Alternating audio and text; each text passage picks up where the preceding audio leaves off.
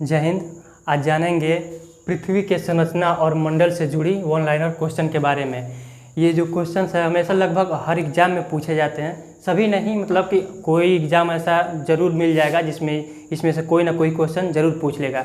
तो चलिए देखते हैं वन लाइनर क्वेश्चन के बारे में। क्वेश्चन जो है ये, पृथ्वी के ऊपर 165 मीटर जाने पर कितना तापमान कम होता है? तो पृथ्वी के ऊपर 165 मीटर जाने पर 1 डिग्री तापमान कम होता है। कितना कम होता है? 1 डिग्री तापमान कम होता है। अब ये मत सोचिएगा कि ये ऊपर जब जाएंगे तो तापमान बढ़ेगा, क्योंकि ऊपर सूरज है तो सूर्य से रोशनी आती है, सूर्य का टेम्परेचर अधिक होता है तो गर्मी होगा, यानी तापमान बढ़ेगा। ऐसा नहीं होता है, ऊपर जाने पर तापमान कम होता है। और कहाँ तक कम होता है?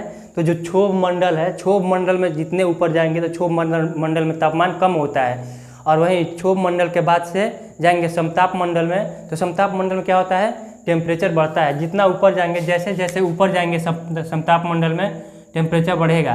लेकिन ठीक इसके बाद से जब समताप मंडल में जाएंगे, समताप के बाद से मध्य मंडल में जाएंगे तो फिर यही क्षोभ मंडल वाला ही स्थिति आ जाएगी, यानी कि मध्य मंडल में जैसे जैसे ऊपर जाएंगे तापमान कम होते जाएगा। अगर ये 165 मीटर में 165 मीटर ऊपर जाने पर 1 डिग्री सेल्सियस का तापमान कम हो रहा है, तो 1 किलोमीटर जाने पर कितना तापमान कम होगा? 1 किलोमीटर ऊंचाई पर जाने पर 6.4 डिग्री सेल्सियस का तापमान कम हो जाएगा। अगला क्वेश्चन देखते हैं, पृथ्वी के नीचे 32 मीटर जाने पर तापमान कितना बढ़ जाता है? तो पृथ्वी के नीचे 32 मीटर जाने पर तापमान 1 डिग्री बढ़ जाता है। कितना बढ़ जाता है? 1 डिग्री बढ़ जाता है, क्योंकि कोई कहीं भी खुदाई होती है तो जो उसमें मजदूरा होते हैं, जब खुदाई करते हैं धरती के नीचे तो बहुत ज़्यादा गर्मी महसूस होता है। क्यों? क्योंकि नीचे जितने नीचे जाते हैं तापमान बढ़ता जाता है। पृथ्वी के आंतरिक भाग को कितने भागों में बांटा गया है? तो पृथ्वी के आंतरिक भाग को 3 भागों में बांटा गया है। कितने भागों में बांटा गया है? 3 भागों में बांटा गया है। कौन कौन से? भूपर्पटी, आवरण और केंद्रीय भाग। भूपर्पटी क्रस्ट, आवरण को मेंटल कहते हैं, अंग्रेजी में भूपर्पटी को क्रस्ट कहते हैं, आवरण को मेंटल कहते हैं और केंद्रीय भाग को कोर कहते हैं। पृथ्वी पर सर्वाधिक मात्रा में पाया जाने वाला तत्व कौन सा है? तो पृथ्वी पर सर्वाधिक मात्रा में पाया जाने वाला तत्व ऑक्सीजन है। सबसे ज़्यादा क्या पाया जाता है? ऑक्सीजन पाया जाता है। और दूसरे नंबर पे सिलिकॉन है। दूसरे नंबर पे क्या है? सिलिकॉन है। और ब्रह्मांड में सबसे ज़्यादा क्या पाया जाता है? ब्रह्मांड में सबसे ज़्यादा हाइड्रोजन पाया जाता है। क्या? हाइड्रोजन पाया जाता है, क्योंकि सूर्य की जो रोशनी मिलती है वो नाभिकीय संलयन से ही मिलती है। सूर्य में जो ऊर्जा है नाभिकीय संलयन से ही होता है, और नाभिकीय संलयन की क्रिया किससे होती है? हाइड्रोजन से होता है। और हाइड्रोजन के चार नाभिक मिलकर एक हीलियम नाभिक का निर्माण करते हैं, जिससे सूर्य ऊर्जा देता रहता है। तो ब्रह्मांड में सबसे ज़्यादा कौन सा गैस है या तत्व है?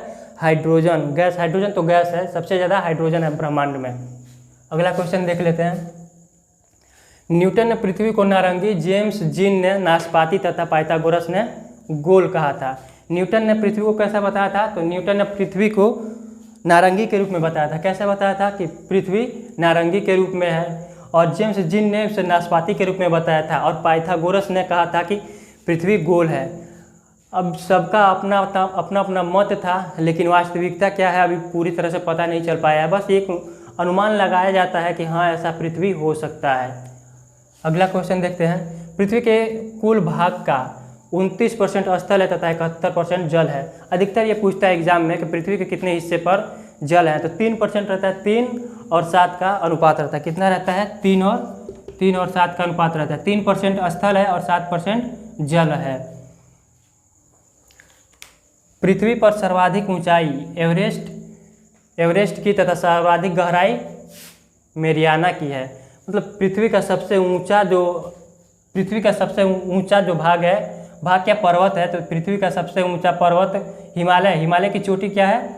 एवरेस्ट। इसकी ऊंचाई कितनी है? मीटर है, 8,850 मीटर। और सबसे गहराई क्या है? मेरियाना गर्त। सबसे गहरी बिंदु क्या है? गहराई बिंदु क्या है? मेरियाना गर्त। और ये मेरियाना गर्त कहाँ है? प्रशांत महासागर में। मेरियाना गर्त कहाँ है? प्रशांत महासागर में। और प्रशांत महासागर के किस क्षेत्र में पड़ता है ये? तो फिलीपींस देश के क्षेत्र में मेरियाना गर्त पड़ता है। कहाँ पड़ता है? फिलीपींस क्षेत्र में पड़ता है, फिलीपींस देश के क्षेत्र में। सबसे बड़ा तटीय क्षेत्र किस देश का है? तो सबसे बड़ा तटीय क्षेत्र कनाडा का है। अगर पूछ दे भारत में सबसे बड़ा तटीय क्षेत्र किस राज्य का है, तो गुजरात का है। किसका है? गुजरात का है। भारत में सबसे बड़ा तटीय क्षेत्र गुजरात का है। महासागरीय जल का उच्चतम ताप तथा निम्नतम ताप कब कब होता है? जैसे महासागर है उसके उच्चतम ताप अगस्त में होता है, मतलब सबसे ज़्यादा गर्म कब होता है पानी महासागर का? अगस्त में होता है। और सबसे ठंडा पानी कब होता है महासागर का? फरवरी में। कब होता है? अगस्त में सबसे गर्म होता है और फरवरी में सबसे ठंडा होता है। वैसे तो महासागर का जो ताप होता है, महासागरीय जल का ताप होता है, दिन का, एक दिन का जो तापमान का अंतर होता है लगभग 1 डिग्री सेल्सियस होता है। कितना होता है? 1 डिग्री सेल्सियस। इसको नगण्य माना जाता है। धीरे धीरे अगर कम भी होता है तो कई महीनों में धीरे धीरे कम होता है। तो फरवरी में सबसे कम बिंदु पर आ जाता है तापमान, सबसे कम तापमान होता है फरवरी में जल का, और सबसे ज़्यादा होता है अगस्त में। प्रशांत महासागर की आकृति कैसी है? तो प्रशांत महासागर की आकृति त्रिभुज के आकार में है। त्रिभुज के आकार में, जैसे प्रशांत महासागर है तो उसका आकार कैसा है? त्रिभुज के आकार में प्रशांत महासागर का आकार त्रिभुज जैसा है। अटलांटिक महासागर की आकृति कैसी है? तो अटलांटिक महासागर की आकृति यस आकार की है। अंग्रेजी का जो यस है उस आकार की है। अटलांटिक महासागर की आकृति है वो यस आकार की है। अंग्रेजी का जो यस होता है उस आकार की है। सबसे बड़ा महासागर कौन सा है? तो सबसे बड़ा महासागर प्रशांत महासागर है। मैरियाना गर्त इसी में है। सबसे बड़ा महासागर कौन सा है? प्रशांत महासागर। जो भी सैटेलाइट परीक्षण किए जाते हैं और सैटेलाइट का जो अवधि पूरा हो जाता है तो अधिकतर उसे प्रशांत महासागर में ही गिराया जाता है। कहाँ गिराया जाता है? प्रशांत महासागर में। सबसे छोटा महासागर कौन सा है? तो सबसे छोटा महासागर क्या है? आर्कटिक महासागर। सबसे छोटा महासागर कौन सा है? आर्कटिक महासागर।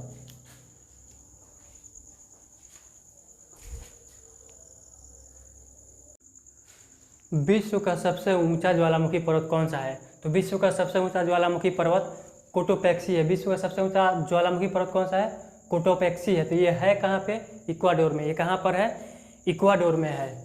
विश्व की सबसे ऊंचाई पर स्थित सक्रिय ज्वालामुखी कौन सा है? तो विश्व की सबसे ऊंचाई पर सक्रिय ज्वालामुखी जो हमेशा उद्गार होता रहता है। ज्वालामुखी 3 प्रकार के होते हैं। सक्रिय होता है, एक सुषुप्त होता है, एक निष्क्रिय होता है। निष्क्रिय या शांत ज्वालामुखी होता है। तो ये सबसे सक्रिय ज्वालामुखी, विश्व का सबसे सक्रिय ज्वालामुखी, ऊंचाई पर सक्रिय ज्वालामुखी ओजस डेल सालेडो है। और ये है कहाँ पर? तो ये है एंडीज पर्वतमाला पर। ये एंडीज पर्वतमाला पर स्थित है, ओजस डेल सालेडो। विश्व की सबसे ऊंचाई पर स्थित शांत ज्वालामुखी कौन सा है? तो ये एकाकागुआ है। और ये भी कहाँ पे है? ये एंडीज पर्वतमाला पर सबसे ऊंचाई। दोनों क्या? शांत ज्वालामुखी भी वहाँ यहीं पे है एंडीज पर्वतमाला पर, और सक्रिय ज्वालामुखी ये भी एंडीज पर्वतमाला पर ही है। दोनों एक ही पर्वतमाला पे हैं। किस महाद्वीप में एक भी ज्वालामुखी नहीं है? किस महाद्वीप में एक भी ज्वालामुखी नहीं है? तो कहाँ पे है? किस महाद्वीप में? ऑस्ट्रेलिया महाद्वीप में। ऑस्ट्रेलिया महाद्वीप में एक भी ज्वालामुखी नहीं है। किस ज्वालामुखी को भूमध्य सागर का प्रकाश स्तंभ कहते हैं? तो स्ट्राम्बोली ज्वालामुखी है। स्ट्राम्बोली ज्वालामुखी को भूमध्य सागर का प्रकाश स्तंभ कहते हैं, क्योंकि ये इतना एक्टिव, इतना सक्रिय है कि हमेशा इसमें से प्रकाश निकलता रहता है, हमेशा इसमें से लावा निकलता रहता है और आसपास के क्षेत्र को उजाला कर दिया रहता है, आसपास के क्षेत्र को उजाला किए रहता है। तो ये दिन और रात दोनों में, जैसे दिन तो दिन रहता ही है, रात को भी दिन के रूप में बदल देते हैं, इतना ज़्यादा इसमें से उजाला निकलता है, आग निकलता है।